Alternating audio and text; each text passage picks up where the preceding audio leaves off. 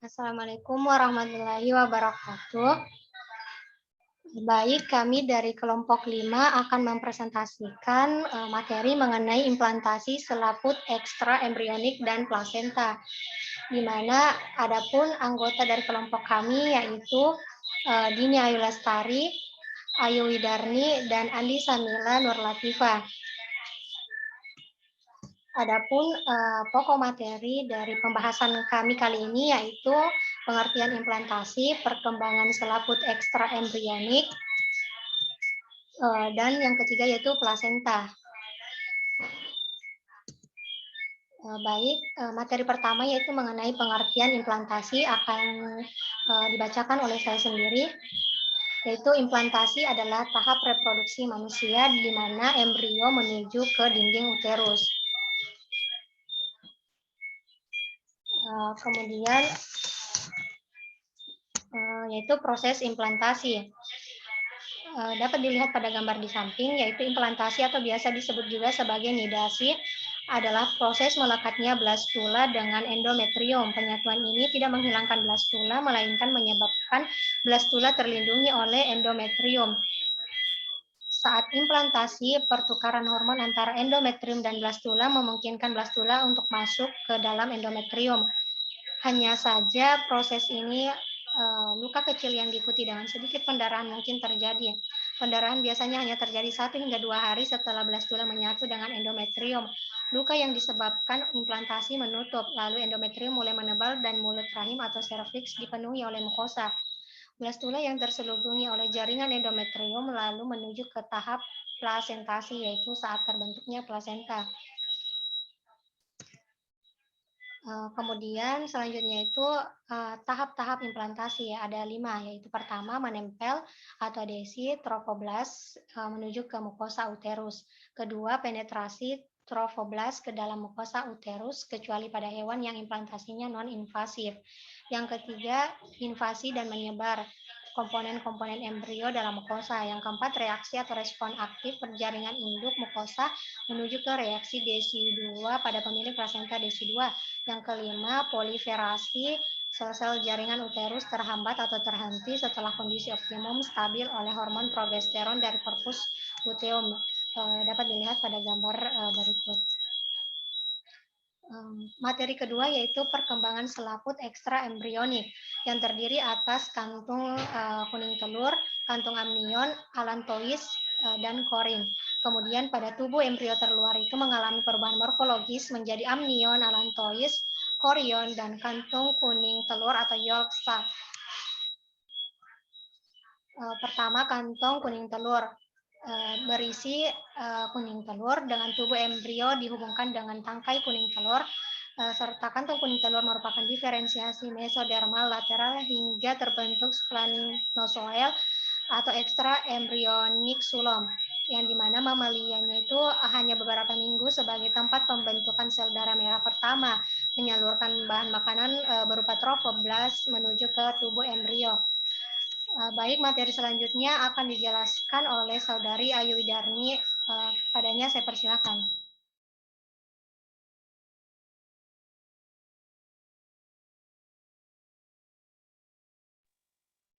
Baik, saya akan menjelaskan tentang kantong amnion. Yang pertama itu berasal dari ekstra embrionik somatopleura atau pada embrio.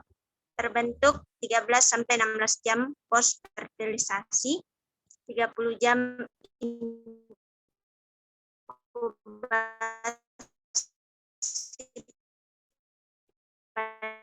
pada ayam.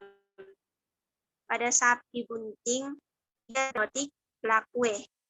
Selanjutnya cairan amnion diarni mukoid atau urin menjadi mukonion dihasilkan oleh dinding amnion dan kulit tubuh embrio. Partus menjadi bantuan melebar serviks. Next, fungsi kantong amnion. Yang pertama itu embrio tidak kering, mencegah pelekatan embrio dengan selaput ekstra yang lain atau kontraksi, menyediakan goncangan embrio dapat merubah posisi ayam dapat menyerap albumin. Next.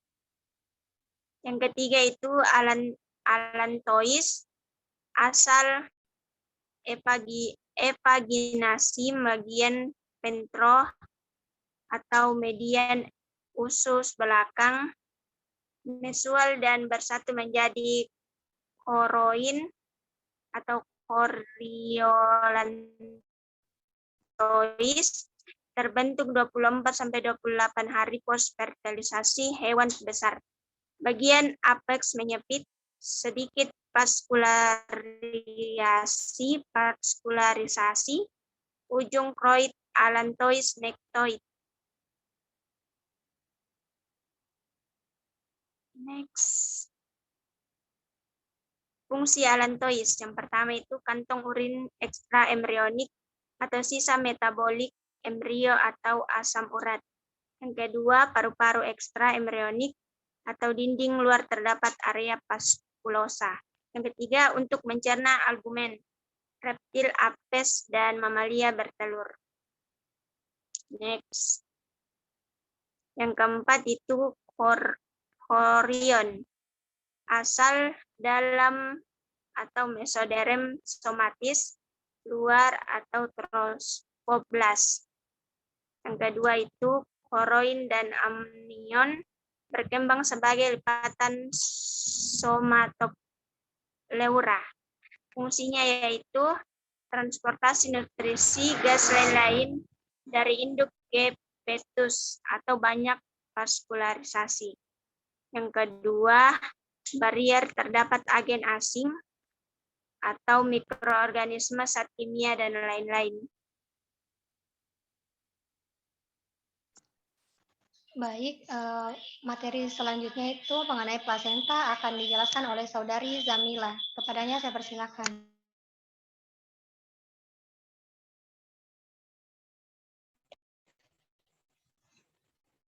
Plasenta merupakan kesatuan struktur antara selaput ekstra embrionik atau chorion atau choriolantois dengan endometrium induk atau kas pada mamalia. Fungsinya yaitu untuk pertukaran nutrisi, gas, hormon sebagai endoktrin dan plasenta diffusa, plasenta cotyledonaria, plasenta zonaria, plasenta disciodalis, plasenta non deciduata, plasenta semideciduata, dan plasenta deciduata. Pertama, plasenta diffusa memiliki ciri-ciri pili-pili chorion menyebar rata. Penembusan pili dalam SLR dangkal dijumpai pada babi dan kuda. Plasenta cotyledonaria. Pili-pili chorion berkelompok dan penembusan pili dalam SLR lebih dalam. Kelompok pili disebut cotyledon membuyur dalam pori-pori karankula. Karankula ditambah dengan cotyledon sama dengan plasentom. Selanjutnya, plasenta zonaria. Berbentuk seperti pita, mengitari bagian tengah choriolantois, terdiri beberapa lokulus. Tiap lokulus terdapat fetus dengan plasenta tersendiri, dijumpai pada anjing dan kucing. Selanjutnya ada plasenta discoidalis. Plasenta berbentuk cakram atau oval. Bila ada 1 atau 2 buah, hubungan dengan SLR sangat erat, kerusakan saat partus, dan dijumpai pada primata dan manusia. Selanjutnya ada plasenta non deciduata, yaitu hubungan chorion dengan SLR longgar saat partus si muda lepas. Dijumpai pada babi dan kuda. Selanjutnya plasenta semideciduata, yaitu hubungan chorion dengan SLR agak erat, dijumpai pada hewan ruminansia. Selanjutnya plasenta deciduata, itu hubungan chorion dengan SLR sangat erat saat partus terjadi kerusakan rahim dan pendarahan, dijumpai pada primata dan manusia.